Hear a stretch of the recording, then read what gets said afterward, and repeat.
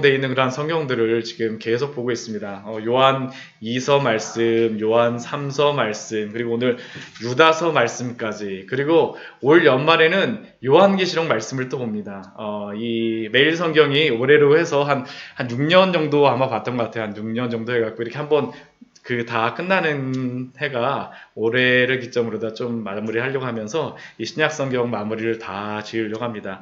오늘 저희가 유다서 말씀을 보았었는데, 유다서 말씀 같은 경우 저희가 익숙하지 않은 그러한 말씀입니다. 그렇죠? 유다서를 저희가 일부러 찾아서 읽기는 사실은 그게 쉽지가 않죠. 이 유다서의 말씀에 어떠한 말씀이 있는지 사실은 저희가 익숙하지도 않은 그러한 말씀입니다.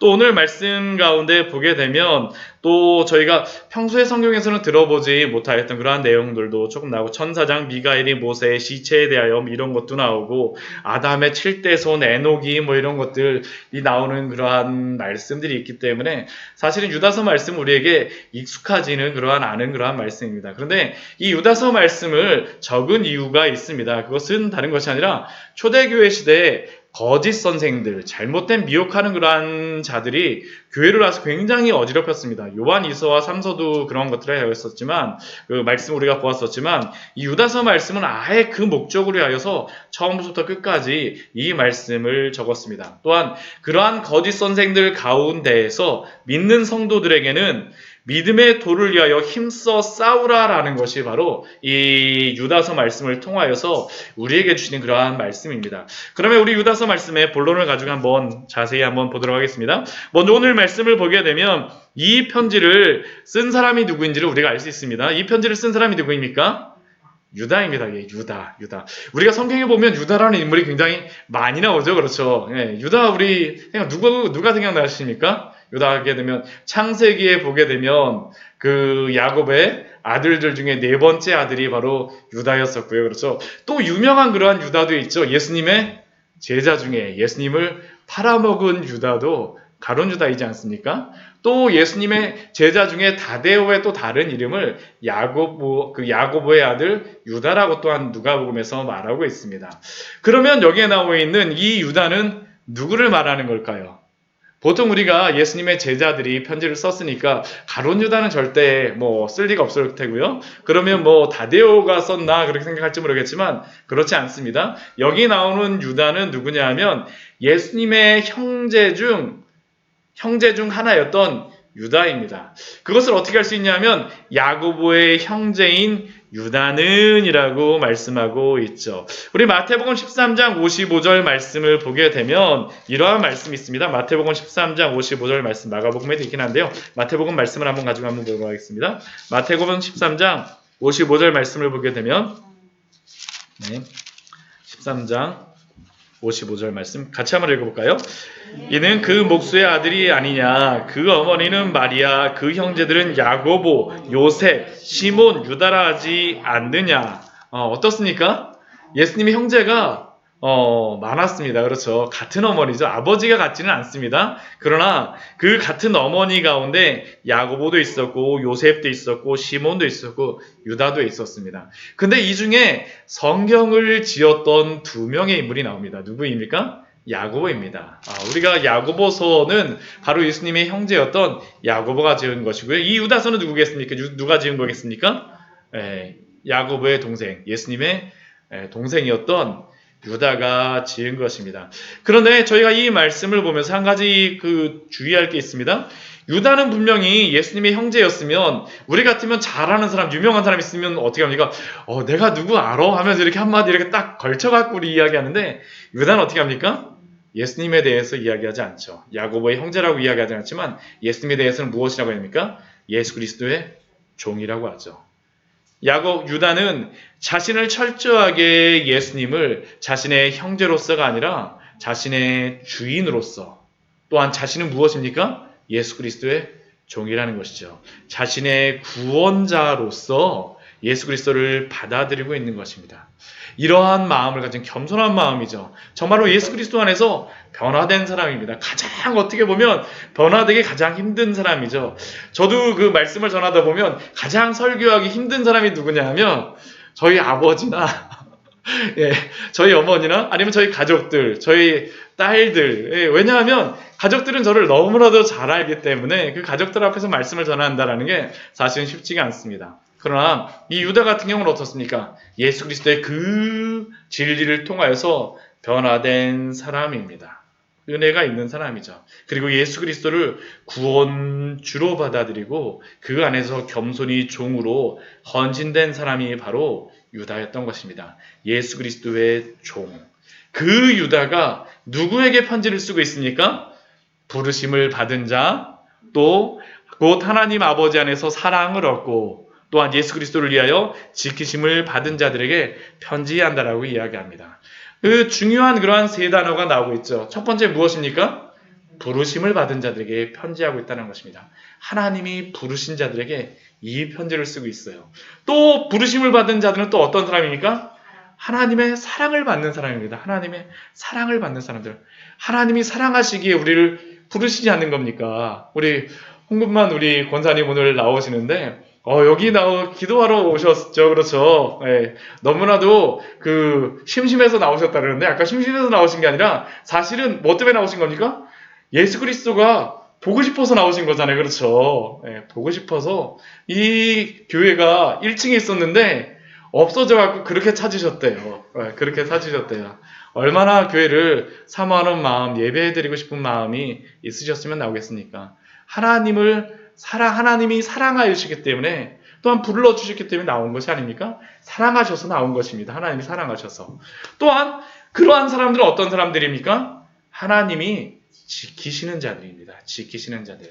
그냥 사랑한다라는 것으로만 끝나는 것이 아니라 지키시는 자들입니다. 이것이 너무나도 중요하죠. 지키심.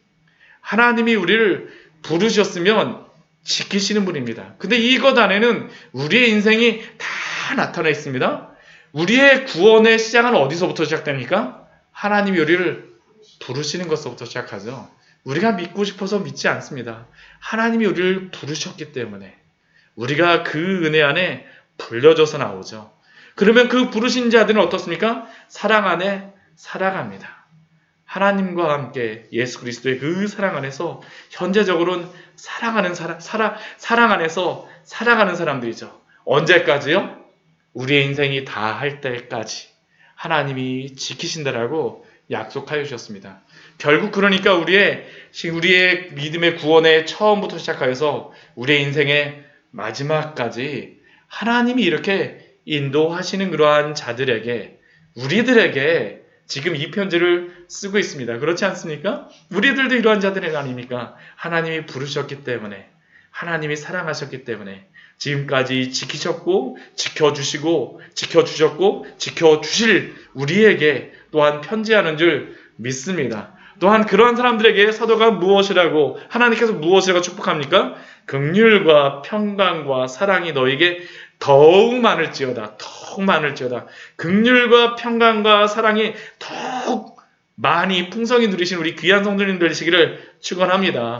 사도가 우리에게 축복하죠. 하나님이 우리에게 축복하여 주시는 그러한 말씀입니다. 하나님이 우리에게 주시는 말씀이죠.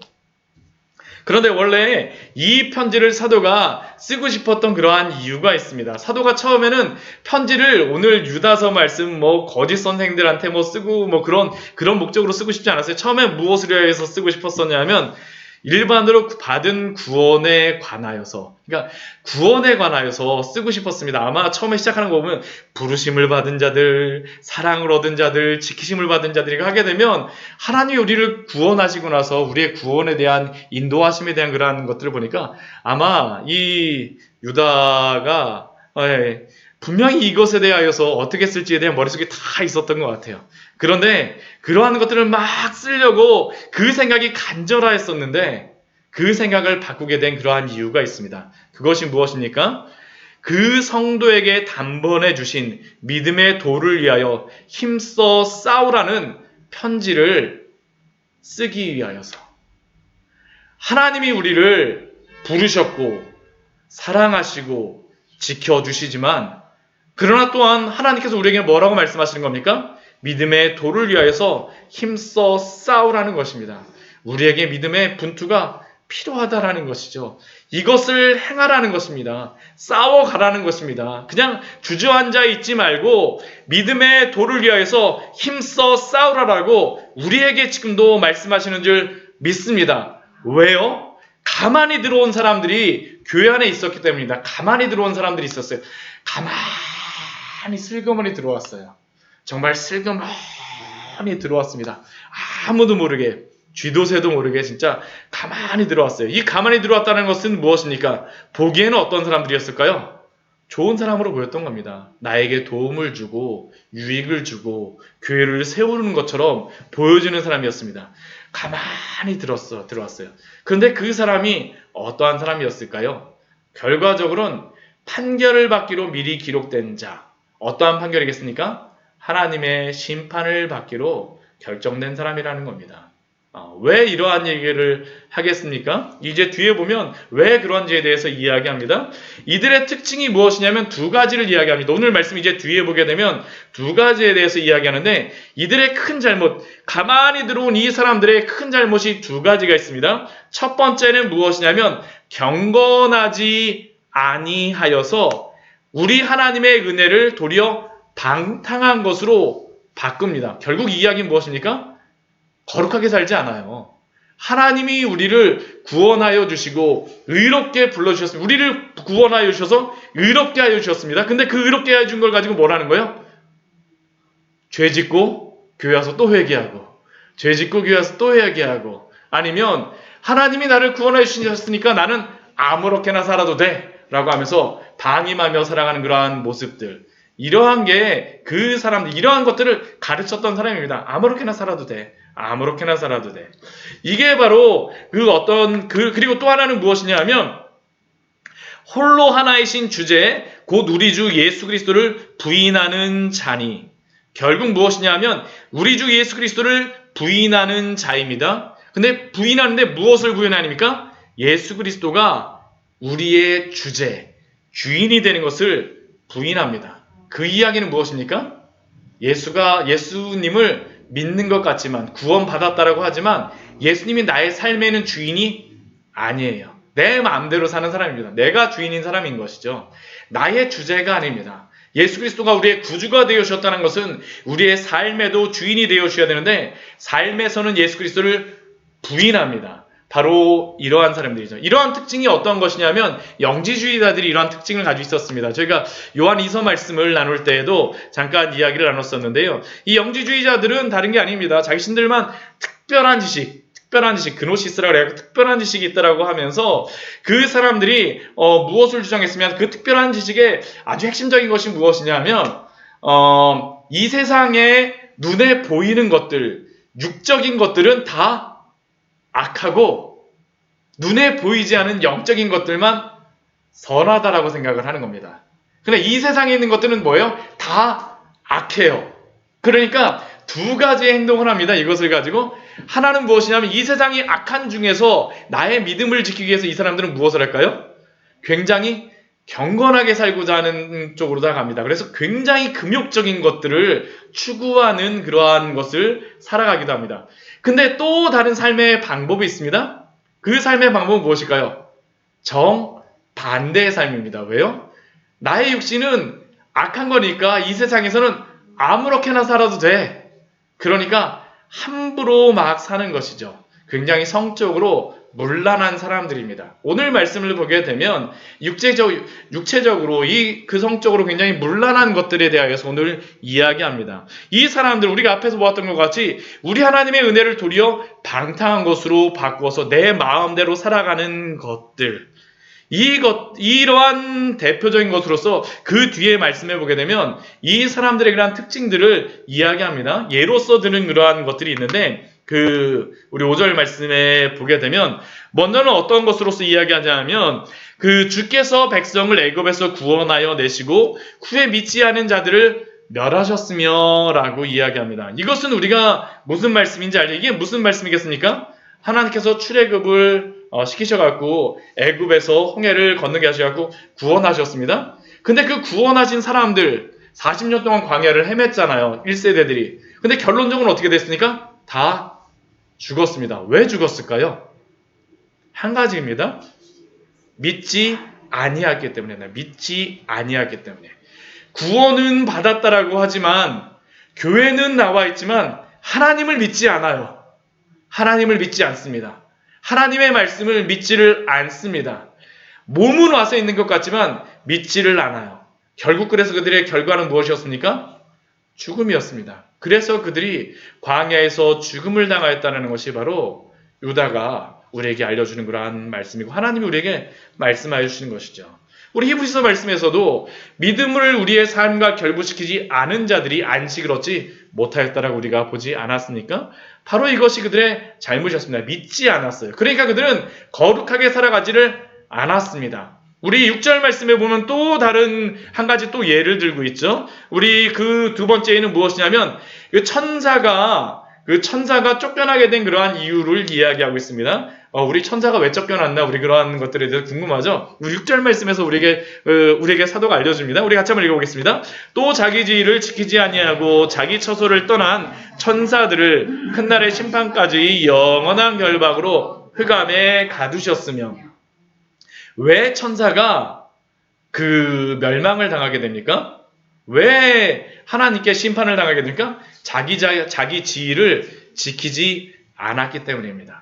왜 자기 지위를 지키지 않고 떠났을까요?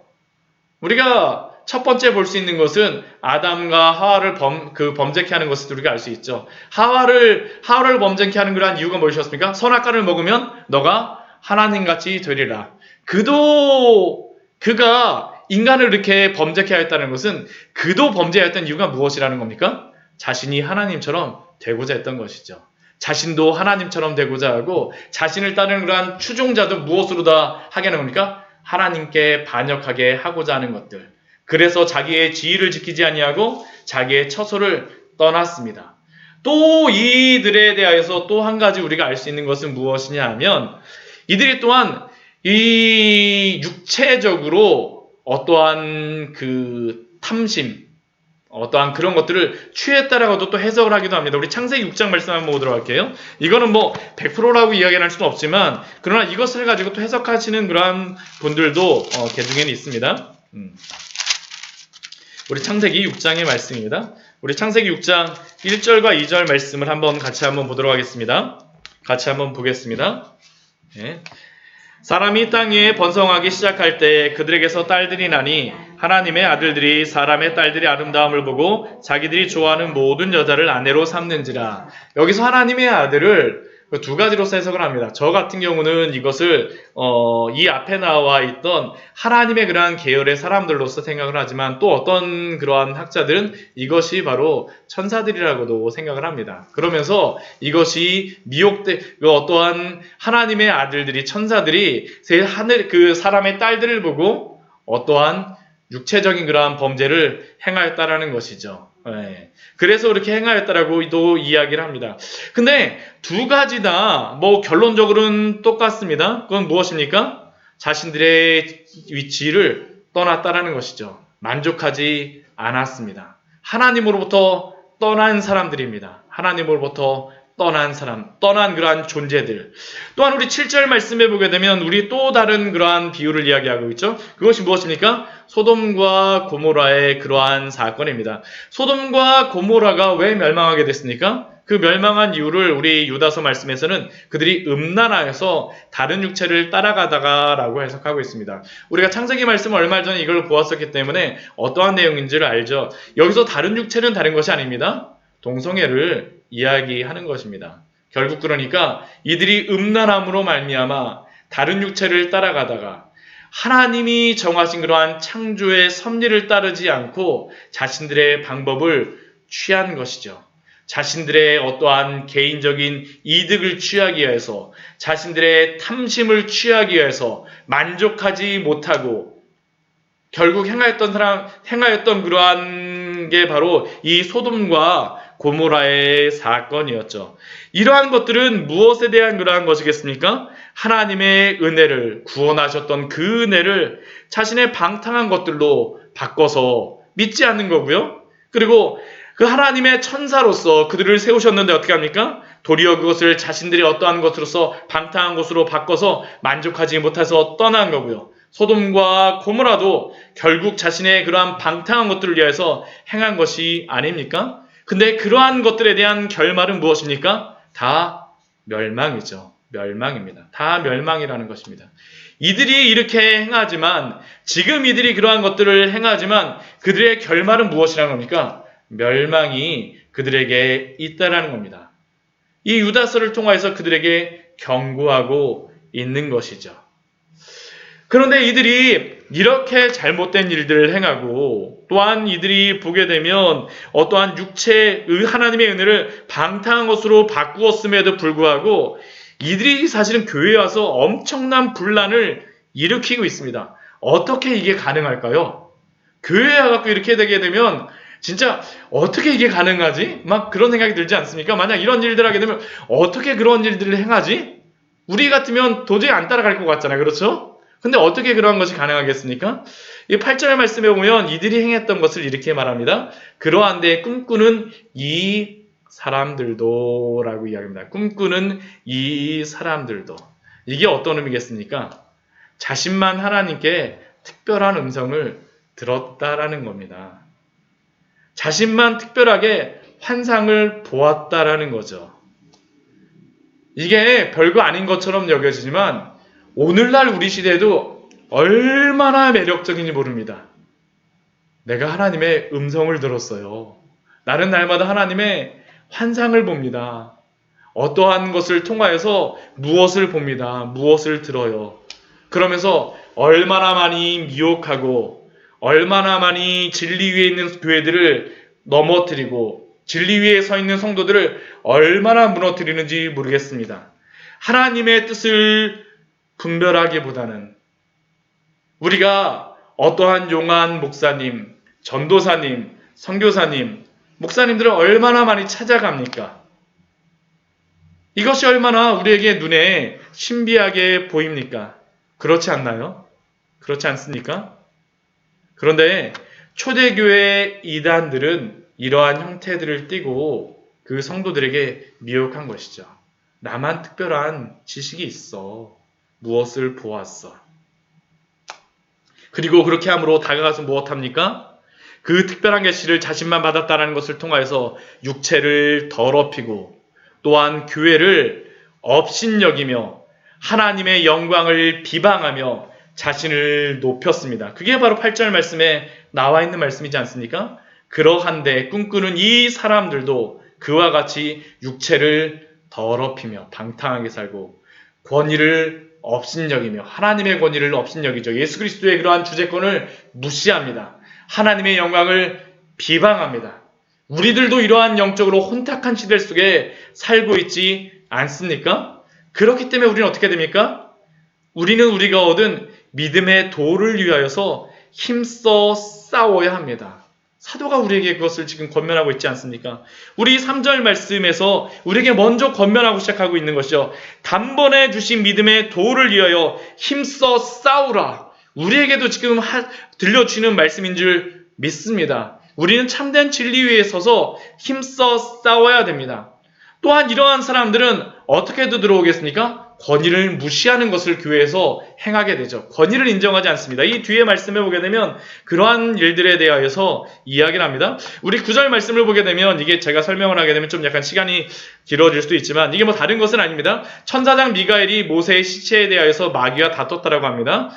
이게 그 모세의 승천기라고 하는 그런 외경에 그렇게 나와 있는 그런 내용인데요. 근데 이게 뭐 다른 것을 이야기한 것은 아닙니다. 그것에 보게 되면 무엇이냐면 천사장 미가엘과 마귀가 다투는데 마귀가 와서 죽은 모세를 보고 뭐라고 하냐면 모세도 죄인이다라는 겁니다. 모세도 죄인이니까 어떻게 돼요? 모세가 하나님 나라에 가지 않고 어디에 가야 되겠습니까? 지옥에 데려가는 거죠. 내가 데려가겠다.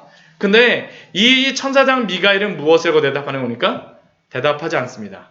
무엇이라고 합니까? 판결을 내리지 않고 주께서 너를 꾸짖으기를 원하노라. 누구에게 맡기는 겁니까? 하나님께 맡기는 것이죠. 하나님을 의지하는 것입니다. 마귀는 세상을 모세의 죄를 지적하며 죄인으로 정죄하고자 하나 그러나 미가엘은 무엇을 합니까? 모든 판결을 하나님께 맡깁니다. 이것이 바로 성도에게 필요한 것이 아닙니까? 우리가 이 세상의 우리가 하나님의 그러한 지식을 가지고 무엇을 판결하고 당신은 이래요 저래요가 아니라 참된 성도는 그 모든 판결을 누구에게 맡겨야 됩니까? 하나님께 맡기고 하나님께 겸손히 의지해야 됩니다. 우리들도 이러한 지혜가 필요합니다. 때로는 억울한 일을 당하고 때로 우리가 해결하지 못하는 경우를 만날 때도 있습니다. 그러한 때 우리가 행해야 될 것, 그것이 무엇이겠습니까? 하나님께 맡겨야 되죠. 기도하고 말씀 안에서 하나님이 이루실 것들을 의지해야 됩니다. 하나님이 분명히 이루실 것입니다. 이게 바로 하나님의 그러한 권위를 인정하는 삶의 태도입니다. 그런데 이 거짓 선생들은 어떻게 할까요? 전혀 그렇지 않습니다. 우리 11절 말씀서부터 보게 되면 그렇게 하죠. 화 있을진저 이 사람들이요. 그 사람들은 어떤 길로 행합니까? 가인의 길로 행하며. 가인의 길은 행한다는 것은 무엇입니까? 하나님이 너가 동생을 죽이려고 하는데 그거 하지 말라라고 해요. 근데 어떻게 해요? 돌로다 쳐서 죽입니다. 하나님의 말씀을 듣지 않습니다. 또 싹을 위하여 발람에 어그러진 길로 몰려갔으며, 발람은 어떤 사람입니까? 하나님이 나귀를 통해서도 보여주시고 가지 말라 그러는데 어떻게 해요? 부득불 그 발락이 주는 그 싹을 위해서 어떻게 합니까? 끝까지 막 가는 거죠. 막 끝까지 가요. 막 하나님의 말씀을 인정하지 않습니다. 듣질 않습니다. 고라는 무엇입니까? 고라의 폐역은 무엇입니까? 하나님이 세우신 모세와 아론을 인정하지 않습니다. 그 권위를 인정하지 않아요. 결국 그들은 무엇입니까? 멸망을 받았도다. 결국 하나님 앞에서 거룩하게 살아가지 않고 하나님의 권위를 주재권을 인정하지 않는 사람들, 이 사람들이 누구였습니까? 거짓 선생들이라는 것입니다. 우리가 이 말씀을 보면서 우리가 교훈을 받아야 되겠죠. 우리가 그 길을 가고 있는지. 그러한 자들은 어떤 자들입니까? 우리 뒤에 보게 되면 애찬의 암초요. 이 애찬은 다른 게 아닙니다. 하나님의 그런 성도들이 같이 식사를 하는 그러한 자리에서 암초가 됩니다. 그 암초가 무엇이에요? 바다에 가게 되면 이 암초가 있으면 거기에 가서 배가 부딪히면 어떻게 됩니까? 부서지게 되겠죠. 암초와 같은 사람. 자기 몸만 기르는 목자요. 양이 있는데 어떻게 합니까? 자기만 먹고 살기 위하여서 하는 사람이요. 또 무엇입니까? 바람에 불려가는 물 없는 구름이요. 이스라엘은 진짜 여름에 구름 한 점 뜨면 우와 구름이 있다 그럽니다. 와 구름이 있다. 근데 그 구름이 있게 되면 무엇을 기대합니까? 비를 기대하죠. 근데 비가 없어요. 바람에 불려가는 물 없는 구름이요. 또 무엇입니까? 열매 없는 가을 나무요. 가을 나무에는 무엇이 있어야 됩니까? 열매가 있어야 되죠. 열매가 없어요. 심지어는 어떻게 됐습니까? 뿌리까지 뽑혀 있습니다. 이러한 자라는 겁니다. 바다에 거친 물결이요. 거친 물결이 얼마나 무섭습니까? 얼마나 이 사람들이 영혼을 빼앗는 그러한 사람들이니까. 또한 흑암으로 돌아갈 유리하는 별들이라. 옛날 같은 경우에 지금은 나침판이 있지만 요즘에는 GPS 해갖고 다 찾아다니죠. 지금은 예전에는 나침판이 없으면 뭘 보고 다닙니까? 별 보고 다니는데 유리하는 별은 무엇이에요? 어제 봤을 땐 별이 여기 있었는데 오늘은 별이 여기 갔어요. 그럼 어떻게 돼요? 그 별을 보고 찾아가는 사람은 맨날 다른 데로 가는 겁니다. 이 사람들이 그러하는 것이라는 것이죠. 이 사람들 따라가면 어떻게 된다는 겁니까? 영혼을 잃어버린다는 것입니다. 얼마나 무서운 사람들입니까? 이러한 사람들을 향하여서 성경에서 이야기하는 것은 다른 것이 아닙니다. 우리 15절 말씀 보게 되면 반복하는 그러한 단어가 있습니다. 무슨 단어가 반복되고 있습니까? 경건이라는 단어가 반복되고 있죠. 이들은 경건함이 없는 사람들입니다. 경건함이 없는 사람들입니다. 이 경건이라는 단어는 어떠한 의미냐 하면 예배하다, 경외하다, 경배하다라는 그러한 의미입니다. 하나님을 예배하고 하나님을 경외하고 하나님을 경배하는 것들이 이들의 마음속에는 없습니다. 하나님을 섬기는 것 같지만 실질적으로 그 마음속에서는 하나님을 섬기는 것이 없는 사람이죠. 바로 이들이 경건함이 없는 자들이라는 것입니다. 그리고 그들은 어떠한 자들입니까? 16절 말씀 보면 원망하는 자들이고 또한 불만을 토하며 정욕대로 행하며 자랑하는 말을 위하여서 이익을 위하여 아첨하는 자라고 우리에게 말하고 있습니다. 결국 그들은 거룩하게 보였을지는 모르지만 선생처럼 보였을지는 모르지만 하나님께로부터 비롯된 거룩함은 아니다라는 것이 사도가 우리에게 알려주는 경건입니다. 우리 오늘 말씀을 통하여서 한 가지만 우리가 우리 자신에게 질문하기로 합니다. 우리는 예수 그리스도를 믿고 참된 경건함을 소유하고 계십니까? 우리는 예수님을 믿고 많은 은사와 방언과 예언의 은사, 병 고치는 은사 등등 많은 은사를 구할 때도 있습니다. 어떠한 기적을 보기를 원할 때도 있죠. 특별한 소리를 듣기를 원할 때도 있죠. 특별한 선물을 받기를 원합니다. 특별한 환상과 특별한 음성. 그러나 진짜 하나님이 우리에게 주시고자 하는 그 축복된 것은 무엇일까요? 예수 그리스도를 믿고 거듭남으로 말미암아 경건함을 소유하는 것이 우리가 참되게 소유해야 될 것이다라고 오늘 말씀을 통하여서 우리에게 알려주는 것인 줄 믿습니다. 우리가 본질적인 것들을 추구하라고 우리에게 말씀하십니다. 만약 우리가 예수 그리스도를 통하여서 이 본질적인 구원의 기쁨과 은혜를 누리지 못한다라고 하면 우리는 어느 순간 용하다라고 하는 그러한 곳이나 여러 사람들을 찾아다니고 있을지도 모릅니다. 그리고 우리는 그리스도가 안에 있는 것이 아니라 이런 거짓 선지자들의 유혹에 넘어가지 않을 수 없다라고 장담할 수가 없겠죠. 사랑하는 성도 여러분, 다른 것을 구하는 것이 아니라 예수 그리스도 안에 있는 참된 경건함을 소유하신 우리 귀한 성도님들 되시기를 축원합니다. 그리고 또한 바른 진리 위에 서 있으십시오. 바른 진리 위에 서 있을 때 또한 하나님을 의지하고 우리가 끝까지 가는 것입니다. 하나님을 의지하고 끝까지 가는 것입니다. 믿음의 도를 위하여 힘써 싸우라라는 얘기는 쉽지 않기 때문에 힘써 싸우라라고 말씀하시는 겁니다. 가만히 들어오는 자들, 언제 들어올지 모릅니다. 그러나 그러한 자들이 있을 때 믿음으로 힘써 싸우시기 바랍니다. 견뎌내십시오. 인내하십시오. 오늘 말씀과 같이 이 은혜 안에서 우리 사신 우리 귀한 성도님들 되시기를 축원합니다. 우리 잠시 같이 기도하도록 하겠습니다.